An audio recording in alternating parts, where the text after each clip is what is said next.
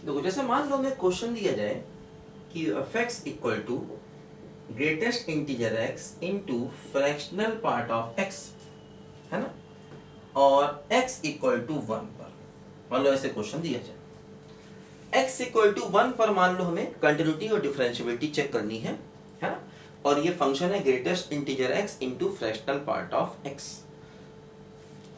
देखो ध्यान दो, जैसे x इक्वल टू 1 पर ये फंक्शन डिसकंटिन्यूअस होगा और ये भी डिसकंटिन्यूअस होगा, है ना। 1 पर ग्रेटेस्ट इंटीजर भी डिसकंटिन्यूअस होता है और फ्रैक्शनल पार्ट भी डिसकंटिन्यूअस होता है, याद है आपको।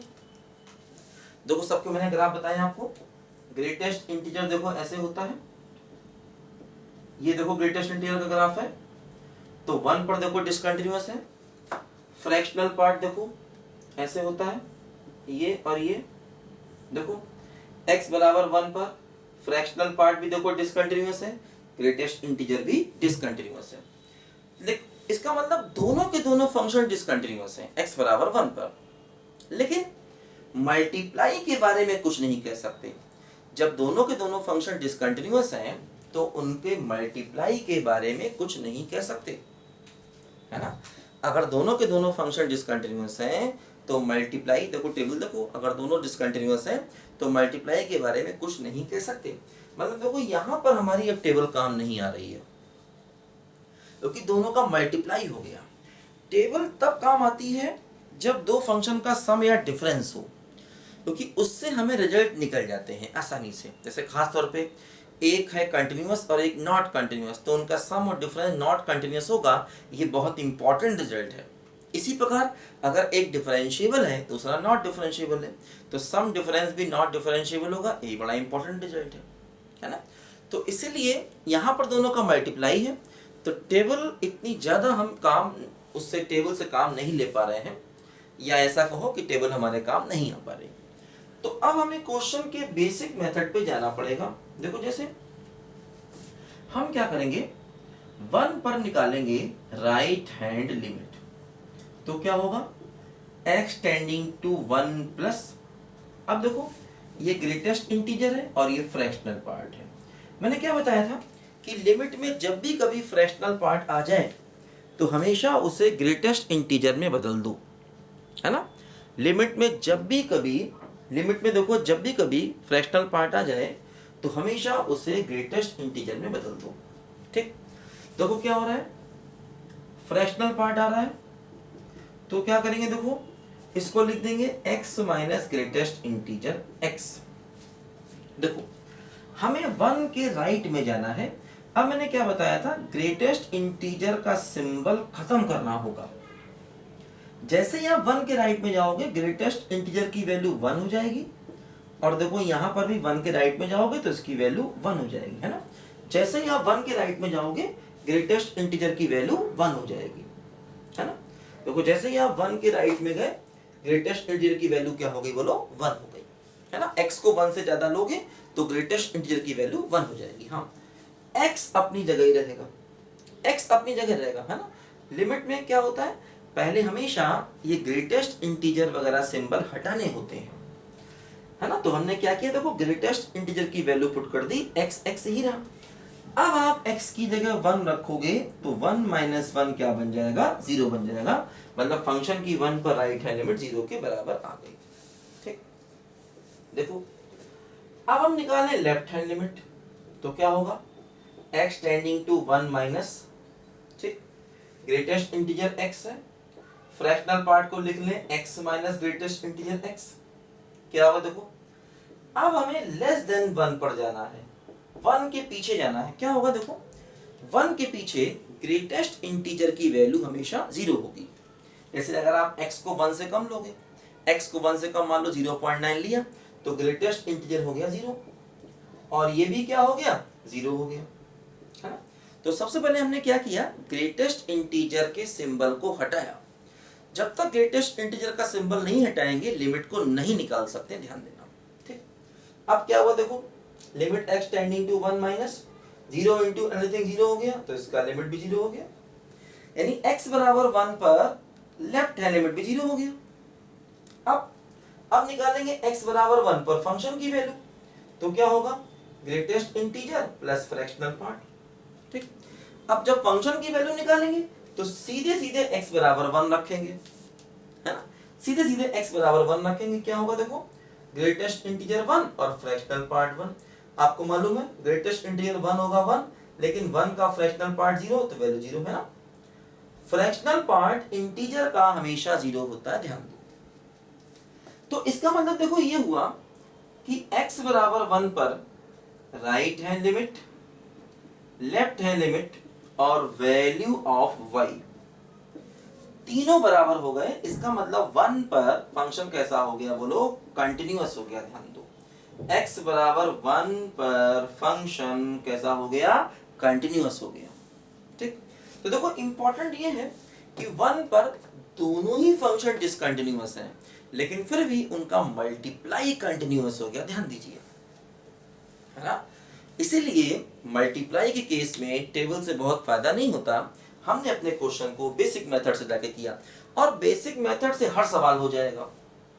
जैसे अगर आप किसी क्वेश्चन में भाई टेबल का यूज करने से क्या फायदा होता है, क्वेश्चन थोड़ा शॉर्ट हो जाता है, क्वेश्चन थोड़ा आसानी से निकल जाता है। अगर आप किसी भी क्वेश्चन में कंटिन्यूटी या डिफरेंशिएबिलिटी में टेबल का यूज नहीं करना चाहते, मत करिए। आप हर जगह बेसिक मेथड को अप्लाई करिए, तब भी हर एक क्वेश्चन आपका निकलेगा, है ना। टेबल इसलिए है जिससे कि हमारा क्वेश्चन थोड़ा शॉर्ट में हो जाए और थोड़ा जल्दी हो जाए। अदरवाइज आप ये बेसिक मेथड हर जगह अप्लाई कर सकते हैं, हर क्वेश्चन में अप्लाई कर सकते हैं। ठीक, तो हमें 1 पर चेक करना था, है ना, तो हमने 1 पर कंटिन्यूटी चेक की तो फंक्शन कंटिन्यूअस निकला, और भी किसी पॉइंट पर कर सकते हैं। ठीक है, अच्छा अब देखो हम 1 पर चेक करेंगे डिफरेंशिएबिलिटी।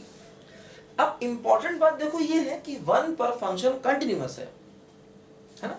तो अगर 1 पर फंक्शन कंटिन्यूअस है तो हम यहां पर इसका शॉर्टकट तरीका डिफरेंशिएबिलिटी का लगा सकते हैं, है ना, क्योंकि 1 पर फंक्शन कंटिन्यूअस है, ध्यान दो, है ना। देखो लिखो, उसको मिटाने जा रहा हूं मैं थोड़ा सा।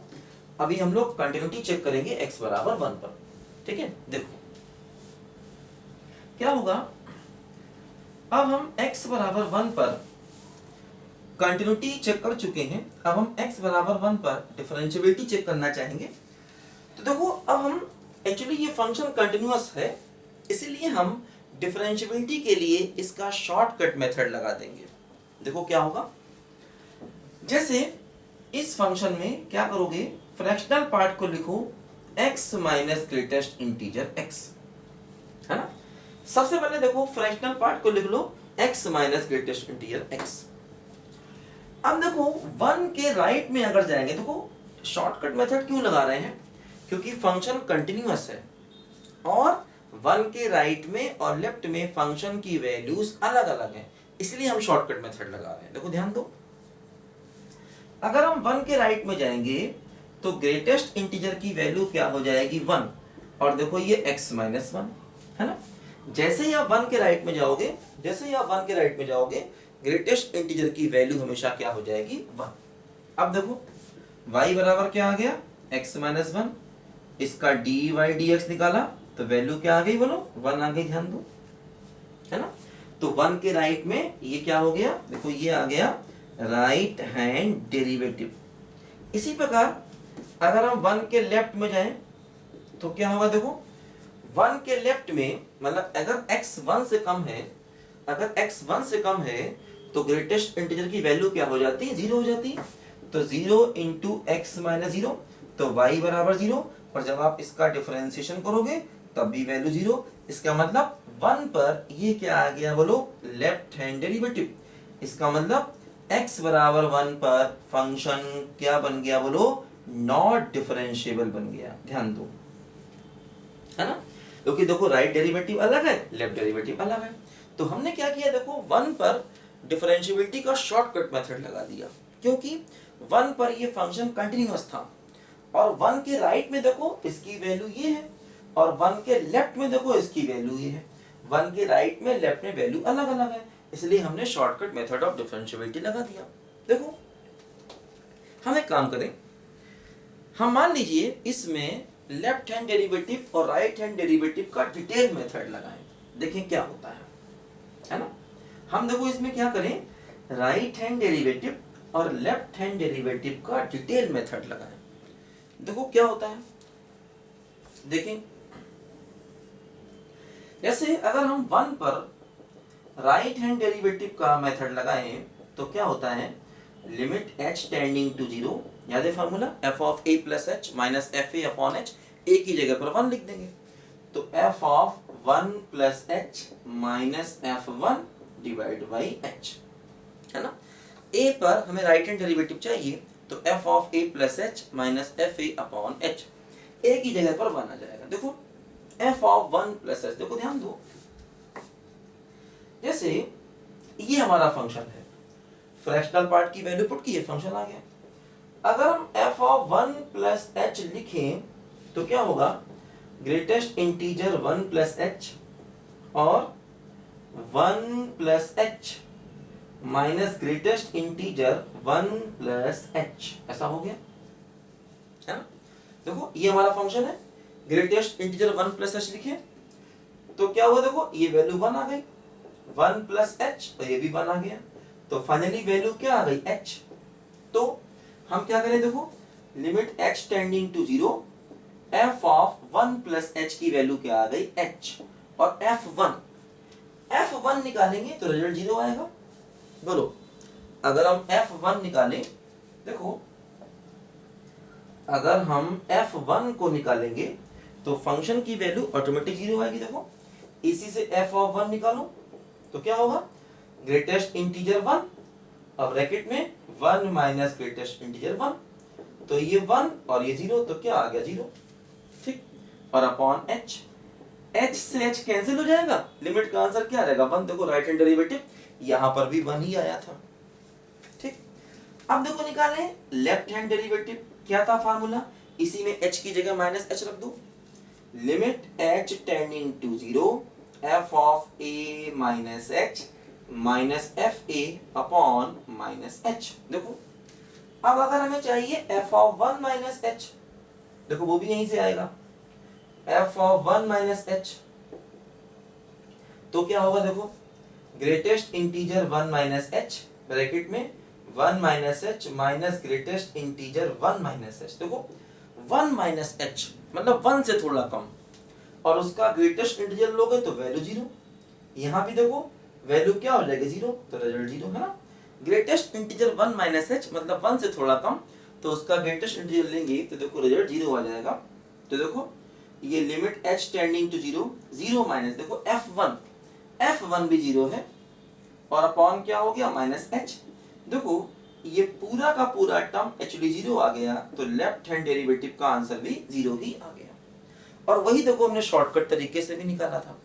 तो मैं बता रहा हूं कि ये जो डिटेल मेथड है इसको भी लगाया जा सकता है, क्वेश्चन थोड़ा इससे लेंथी हो जाता है, अदरवाइज डिफरेंशिएबिलिटी का शॉर्टकट तरीका हमेशा अपने साथ है, लेकिन उसकी कंडीशन ध्यान रखना, जब फंक्शन कंटिन्यूअस होगा तब उसे लगाएंगे, और हाँ उस पॉइंट के राइट में लेफ्ट में फंक्शन की वैल्यू अलग अलग होनी चाहिए तब उसको लगाएंगे।